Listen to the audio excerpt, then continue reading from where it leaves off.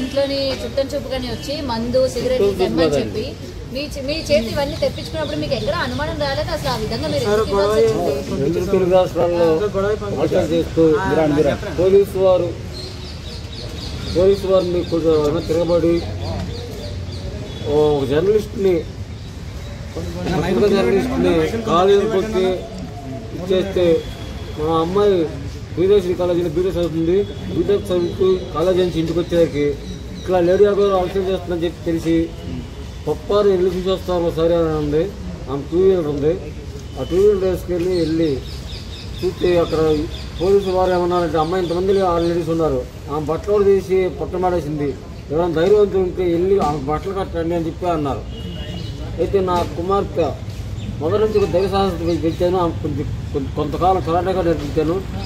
అయితే ఆ ధైర్య సాహసాలతో వెళ్ళి ఆమె బట్టలు కట్టినాక ఆ పోలీసులు ఏమన్నారంటే దయచేసి అమ్మ చిన్న పాప అయినా సరే ధైర్యం తెలియవు, కొద్దిగా అదే చేతులతో మా పోలీసు ఎక్కిస్తామని చెప్పి పోలీసు ఎక్కించి మా అమ్మాయిని ఆమెతో కూడా పోలీస్ స్టేషన్ వరకు తోడుకుని వచ్చింది. పోలీసు కాబట్టి మా అమ్మాయి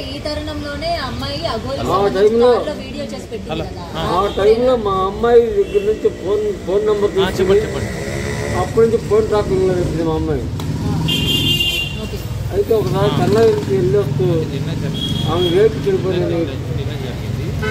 ఫోన్ చేసి మా పాపకి నా వేటు చెడిపోయింది, నాకు 2 రోజులు ఆశ్రయం ఇవ్వండి నా వేట్లు బాగే వరకు అని చెప్పి బతిలాడడం జరిగింది. అయితే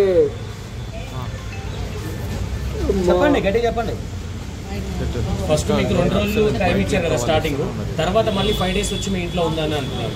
మీరు చెప్పిన విషయం అది మళ్ళీ ఓకే ఫస్ట్ టైం అంటే ఓకే వచ్చింది అడిగింది వెళ్ళిపోయింది. స్టిక్కింగ్ చేస్తానని చెప్పి వెళ్ళి కార్ తెచ్చుకుని కార్ స్టిక్కింగ్ అవ్వలేదు ఇంకా ఉంటానని చెప్పి అంటే మా మిస్సెస్ ఏం చేసిందంటే బ్యాగ్ బాటిల్ మొత్తం కూడా మా ఇంటి గేట్ ఒక చేసింది.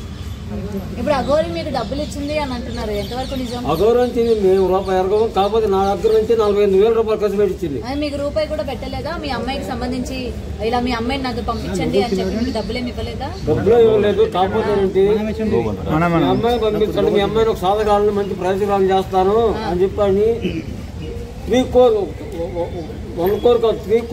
చెక్ రాసింది. చెక్ రాస్తే మేము బిడ్డను నమ్ముకోము, నా కూతురు నాకు కావాలని చెప్పి ఆ చెక్ మా బాబు ఇచ్చేసాడు. అంటే నాకు మాట వాక్ సరిగ్గా రాదమ్మా, నాకు బెల్లి టోకెన్ రాలేదు. అప్పుడు అంటే ఎలా చేసుకుంటాం సార్, చేతులు మధ్యలో ఎదురు ముద్రలు వేస్తూ చేస్తుంది. అప్పుడు చేసినప్పుడే సడన్గా డోర్ తీసాను. డోర్ తీసినప్పుడు ఏం జరిగిందంటే తను గట్టిగా నాన్న కలిసింది. కొంచెం భయపడ్డాను. తర్వాత తనే పిలిచి నేను మేము లగ్గు చేస్తున్నప్పుడు తనం కొట్టేస్తున్నాను అని చెప్పి తర్వాత మన డబ్బులు ఇచ్చి మన పేరు బాటిల్ తెప్పించడం మళ్ళీ జరిగింది. అలా ఎన్ని రోజులు డోర్ తీసినప్పుడు ఏం చేస్తున్నారు?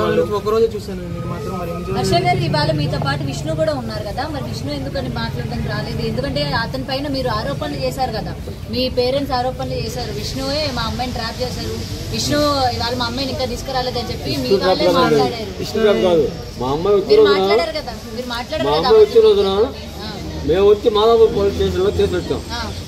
మీ స్టూడియోలో ఇది జరుగుతుంది, మా అమ్మాయిది ఇంట్లో జరుగుతుంది. అయితే పోలీసులు వాళ్ళ పేరెంట్స్ గారు అనే ఒక ఆమె ఉందంట, ఆమె కలిపి పంపించారు. మమ్మల్ని లోపలికి ఎలా చేయాల, పోలీసులు కానీ మా పేరెంట్స్ కానీ లోపలికి ఎలా చేయాలి యాజమాన్యం కాదండి. మేము ఆగిపోతుంది అమ్మాయి. ఇప్పుడు అంతమంది పేరెంట్స్